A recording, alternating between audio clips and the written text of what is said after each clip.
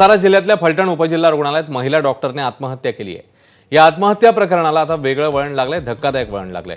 मृत डॉक्टरच्या हातावर सुसाईड नोट आढळली आहे। या सुसाईड नोटमध्ये महिला डॉक्टरने आपल्यावर बलात्कार झाल्याचं लिहिलेलं आहे। त्यात त्यांनी पोलीस उपनिरीक्षक गोपाल बदनेचं नाव लिहिलंय। पोलीस उपनिरीक्षक बदनेने 4 वेळा बलात्कार केल्याचं सुसाईड नोटमध्ये म्हटलेलं आहे।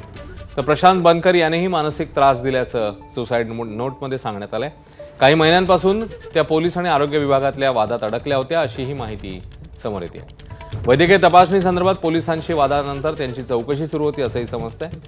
मात्र डॉक्टरच्या मृतदेहाच्या हातावर थेट सुसाईड नोट आढळली आहे। त्यात त्यांनी पोलिसांनीच बलात्कार झाल्याचं नमूद करत आत्महत्या केल्याचं म्हटलेलं आहे।